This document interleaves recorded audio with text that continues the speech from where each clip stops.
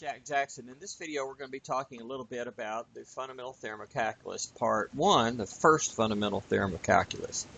I suggest that you look at my previous video on the second fundamental theorem of calculus first, before you do this one. Because in that video, we talked about finding an accumulation function. And that's basically what we have here. The accumulation function here is we take a function, the red function here, and as we move x, we're taking the integral of that value to be the y value on the new function. Okay?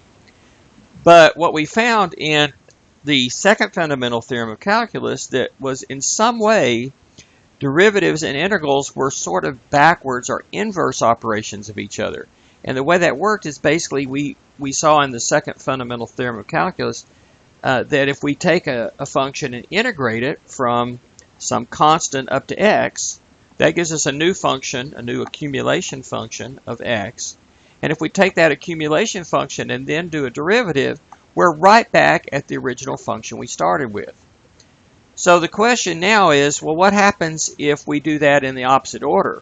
Instead of doing integral first, then derivative, like we did in the second fundamental theorem of calculus, what if we go the other direction? What if we do a derivative and then an integral? So in this particular application in GeoGebra, which you can download from GeoGebra's site, we see that we can enter in a value for a function right here.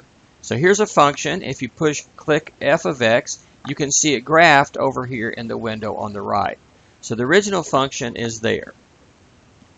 Now, the derivative of that is right here. The program figures out the formula for that and puts it in there and graphs it below.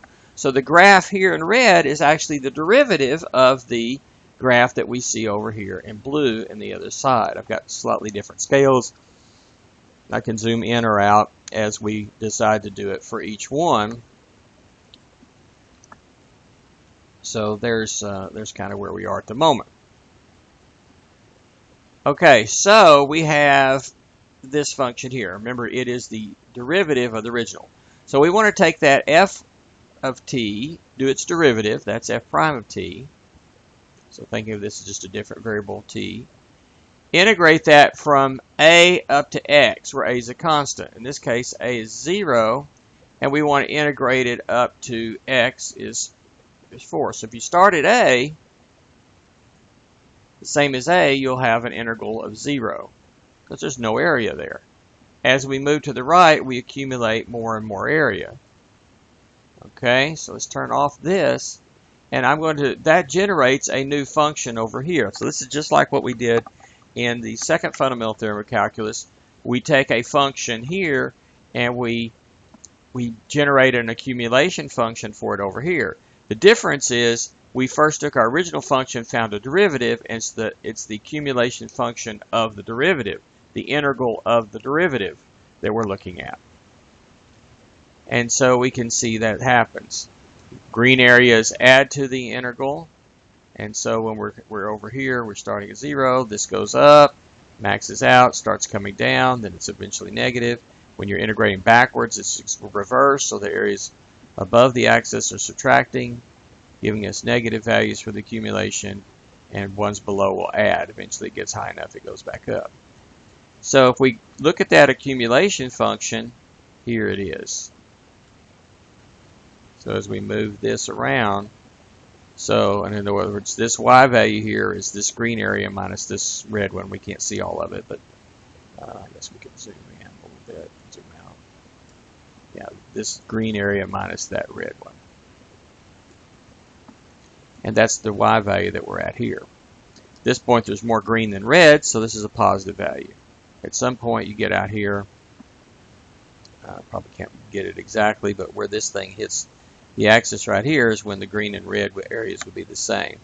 And then you get past that, then the y values is over here is the same as the red area, green area minus the red area, which is a negative number down here. Okay, so we have that. So the interesting thing is, okay, what happens if we now, so what does that have to do with anything? Is that the same as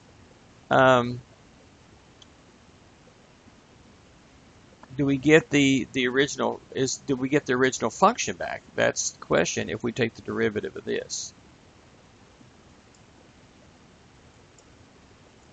Or is this the same? I'm saying, is this the same as the original function? And if you look at it, it's similar, right? But it's not the same. It's a little different than that. And you think, well, wait a minute, how do those things compare? Well, perhaps they're just vertical shifts of each other. So let's stop and rewind just a minute. When we did it this way, when we took the function, we integrated it, and then we did a derivative, we got the original function back. That's essentially what the second fundamental theorem of calculus said. This time when we do it, it didn't quite work, right? This time we took the derivative first, then the integral. We did not get the original function back. We're off by a certain amount, but the amount we're off is actually by a constant. In this case, we're off by 5. The original function is 5 higher than this one here. This integral is 5 below. So if we take this and move it around, yep, it's 5 everywhere we go vertically. No matter where we are, it's 5. And if you look, that's exactly the value of the original function there at 5. So that's interesting. F of 0 is 5. So what conclusion can we make from this? Well, the conclusion is that if we integrate this, and so this accumulation function plus the f of 0 gave us back to our f of x. So if we took our f of x and we subtract the original f of a, right? That turned out to shift it back down to what we got for the accumulation function. So this says if we take the integral from a to x of f prime of t dt, it's f of x minus f of a. You see there when I do f of a as 0, of f of 0 is 5, f of where we are, x is 5.8. That is negative 36.99. Subtract 5, that's negative 41.99. That's exactly what we get for the accumulation function.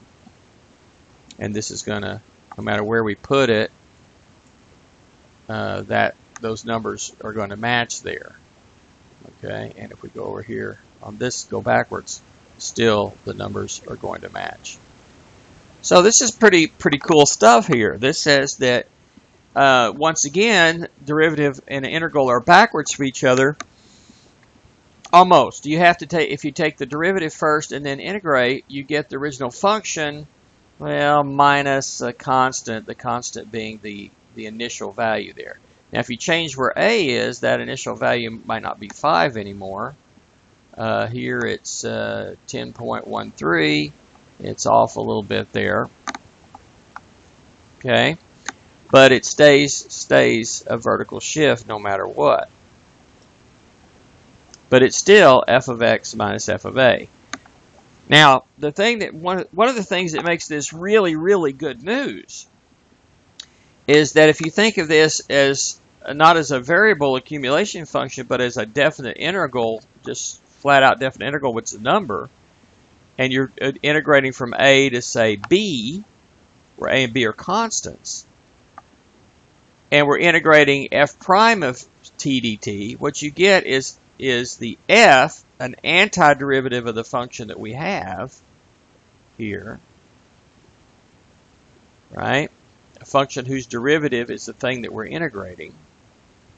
You have that antiderivative evaluated at the top number minus that evaluate the bottom number, which is delta f, the change in the function. And so this gives us a way to do definite integrals and get exact values without having to actually go through the actual definition, setting up Riemann sums, taking a limit, and so forth, which is extremely difficult and pretty much impossible. This gives us a backdoor or alternative way to do definite integrals, not by the definition, but by this theorem that says that this is true. And so this says if we can take what we have here, if we can find an antiderivative, a formula of a function whose derivative is what we start with, then we can just evaluate that at both ends and subtracting. So it turns out when you want to do definite integrals, the hard part is finding that antiderivative. It's pretty easy to plug in into two formulas, evaluate and subtract, either exactly or approximately. But if we want an exact value, that's going to be the way we're going to have to do it. So that's the first fundamental theorem of calculus. Hopefully you'll find this video useful, and hopefully you can find this GeoGebra applet useful. Remember, you can go in and play with these controls. You can check things. Notice we do the derivative of either of these functions. Here, this is the same derivative, and that's this red function that we have over here. And you can turn things on and off as desired.